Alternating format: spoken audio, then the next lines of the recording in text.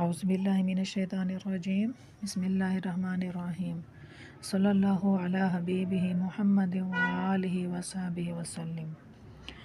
حضرت پاک صلی اللہ علیہ وآلہ وسلم اپنے حجرے مبارک سے باہر تشریف لائے تو ان کا چہرہ خوشی سے جگمگا رہا تھا، خوشی ان کے چہرے سے چھلک رہی تھی۔ صحابہ کرام نے خوشی کی وجہ جانی، عرض کیا یا رسول اللہ، بظاہر تو کوئی ایسی بات نہیں، تو آپ کے چہرے پر خوشی کا سبب کیا ہے؟ تو نبی پاک صلی اللہ علیہ وآلہ وسلم نے فرمایا، اے میرے اصحابہ، ابھی جبرائیل امین تشریف لائے تھے اور اللہ کا پیغام دے کے گئے ہیں کہ اے میرے اصحابہ، اللہ پاک نے پیغام بھیجا ہے کہ اے محبوب، کیا آپ اس بات پر راضی ہیں کہ آپ کا امتی، آپ کا غلام آپ پر ایک مرتبہ درود پاک پڑھے اور ہم اس پر 10 رحمت نازل فرمائیں، سبحان اللہ، اور 10 گناہ معاف فرمائیں اور اس کے 10 درجات بلند کر دیں، یعنی کہ اگر توفیق مرتبہ حضرت محمد صلی اللہ علیہ وسلم کے ذات اقدس پر درود پاک پڑھیں گے، اللہ رب العزت ہم پر 10 رحمت نازل فرمائے گا، گناہوں کو معاف کیا جائے گا اور 10 درجات بلند کریں گے۔ اور اگر ہم 100 مرتبہ پڑھیں گے تو پھر کتنا ثواب ملے گا۔ اگر سارا دن ہم درود پاک پڑھیں گے تو اللہ رب العزت ہمارے کتنے گناہوں کی بخشش فرمائے گا، کتنے درجات بلند ہوں گے اور کتنی رحمتیں ہم پر اللہ پاک اپنی نازل فرمائے گا۔ یہ درود پاک کی برکت ہے۔ درود پاک بہت پیاری عبادت ہے اور یہ ایک ایسی عبادت ہے کہ باقی عبادتوں کے قبول ہونے کا ذریعہ اگر کسی عبادت میں درود پاک شامل نہیں ہے تو اس کی قبولیت میں گارنٹی کی گئی ہے۔ اگر کسی دعا میں درود پاک شامل نہیں تو اس کی قبولیت کی کوئی گارنٹی نہیں ہے، تو اس لیے ہر عبادت میں درود پاک کو شامل کیا جائے، ہر دعا میں درود پاک کو پڑھا جائے، ہر عبادت میں وہ عبادت وہ دعا قبول ہو یا نہ ہو، درود پاک نے قبول ہونا ہے۔ اس کے صدقے اللہ تعالیٰ ہماری ساری عبادات اور دعاؤں کو قبول فرمائے گا۔ تمام عبادات کا حکم اللہ رب العزت نے انسان کو دیا ہے اور اللہ نے قرآن پاک میں ارشاد فرمایا ہے کہ ہم نے انسانوں اور جنوں کو اپنی عبادت کے لیے پیدا کیا ہے، اپنی بندگی کے لیے پیدا کیا ہے۔ تمام عبادتیں انسان کے لیے ہیں، بندے کے لیے ہیں۔ اللہ پاک نے فرمایا نماز پڑھو، کہیں بھی اللہ پاک نے یہ نہیں فرمایا کہ میں بھی نماز پڑھوں گا۔ اللہ پاک نے فرمایا روزہ رکھو، کہیں بھی یہ نہیں فرمایا کہ میں بھی روزہ رکھوں گا۔ اگر بندے میں طاقت ہے تو وہ حج کرے۔ اللہ پاک نے یہ نہیں فرمایا کہ میں بھی پڑھوں گا۔ اللہ پاک نے فرمایا طاقت میں نے دی ہے، مال دیا ہے، زکوٰۃ ادا کرو۔ اللہ پاک نے کہیں بھی نہیں فرمایا کہ میں بھی زکوٰۃ ادا کروں گا۔ ساری عبادات کا حکم صرف انسانوں کے لیے ہے۔ جب باری اپنے پیارے محمد حضرت محمد صلی اللہ علیہ وآلہ وسلم کی ذات اقدس پہ درود پاک پڑھنے کی آئے تو اللہ تعالیٰ نے ہمیں نہیں حکم فرمایا، اللہ پاک نے کسی کا انتظار بھی نہیں کیا، سب سے پہلے اللہ پاک نے اپنا نام لیا ہے۔ بے شک اللہ اور اس کے فرشتے آخر الزمان نبی کریم صلی اللہ علیہ وآلہ وسلم پر درود و سلام پڑھتے ہیں، اور ہمیں بھی حکم دیا ہے، پہلے اپنا ذکر کیا، پھر اپنے فرشتوں کے ذکر کرنے کے بعد ہمیں حکم دیا کہ اے ایمان والو، تم بھی آپ صلی اللہ علیہ وآلہ وسلم پر درود و سلام پڑھو، کثرت کے ساتھ پڑھو، زیادہ سے زیادہ پڑھو۔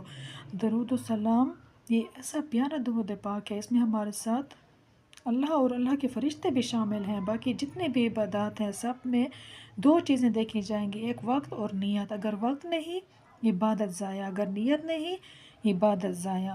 فجر کی نماز پڑھنی ہے، جو بھی نماز پڑھنی ہے، اگر اس کا وقت نہیں ہے لیکن آپ نے نماز ادا کی ہے، نیت ہے، لیکن وہ آپ کی نماز قبول نہیں ہوگی کیونکہ وہ اس کا وقت چلا گیا تھا۔ اگر کوئی عبادت کر رہے ہیں اس میں نیت شامل نہیں ہے تو وہ بھی عبادت آپ کی نہیں سمجھی جائے گی۔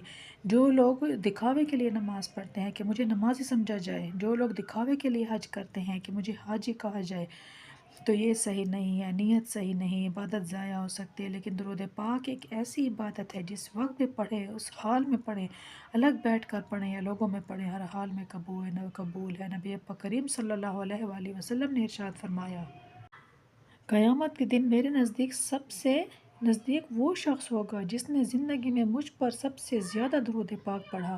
یہ درود پاک اللہ اور اس کے رسول صلی اللہ علیہ وآلہ وسلم کے قرب کا ذریعہ ہے۔ یہ درود پاک پریشانیوں اور تکلیفوں کو ختم کرتا ہے، مصیبتوں کو ختم کرتا ہے، الجھنوں کو ختم کرتا ہے۔ اس درود پاک کہ صدقے اللہ تعالیٰ ہماری تمام دعائیں قبول فرماتا ہے۔ اللہ تعالیٰ نے درود پاک ہمیں عطا ہی اسی لیے کیا ہے کہ اس نے ہماری عبادات کو قبول کرنا ہے، دعاؤں کو قبول کرنا ہے، یہ دعاؤں کی قبولیت کا ذریعہ ہے۔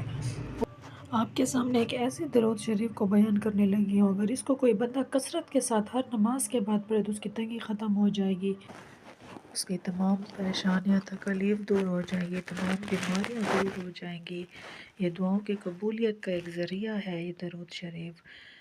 آپ کے سامنے ایک ایسا درود شریف بیان کرنے لگی ہوں، اگر کوئی بندہ اس کو کثرت کے ساتھ پڑھتا ہے، ہر نماز کے ساتھ پڑھتا ہے، تو اللہ تعالیٰ اس کے تمام گناہ معاف کر دیتا ہے، اللہ تعالیٰ اس کے درجات بلند عطا فرماتا ہے، تمام پریشانیاں ختم ہو جاتی ہیں، معاشرے میں عزت حاصل کرے گا، اللہ رب العزت نے اس کو ایسا مقام عطا فرمائے گا کہ لوگ کہیں گے کہ قیامت والے دن کہ یہ کون آ رہا ہے، نبی آ رہا ہے یا ولی آ رہا ہے؟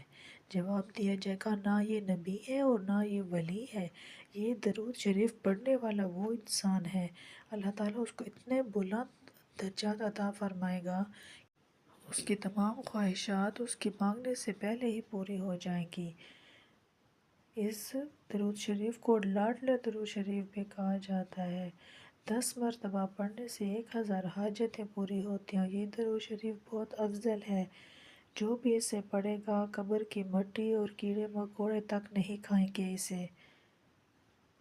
یہ بابرکت درود شریف ہے کہ اللہ رب العزت زبان میں ایسی تاثیر عطا فرما دیتا ہے کہ بندہ زبان سے الفاظ بعد میں نکالتا ہے، اللہ پاک ان کو پورا پہلے فرما دیتا ہے، اللہ پاک اس کے منہ میں ایسا نور پیدا فرمائے گا کہ اگر وہ حضرت آدم علیہ السلام سے لے کر قیامت تک آنے والے آخری شخص تک تقسیم کرے تو وہ ختم نہیں ہوگا۔ اتنا پیارا افضل اور محبوب ترین درود شریف ہے۔ اس درود شریف کو ہر نماز کے بعد کثرت کے ساتھ پڑھیں۔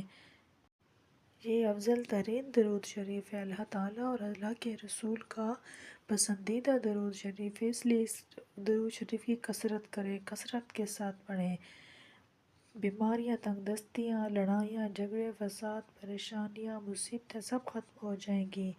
اللہ تعالیٰ ایسی جگہ سے مدد فرمائے گا کہ آپ کو گمان بھی نہیں ہوگا، آپ کی زندگی میں برکتیں آ جائیں گی، اللہ تعالیٰ پر اپنا خصوصی رحمت نازل فرمائے گا۔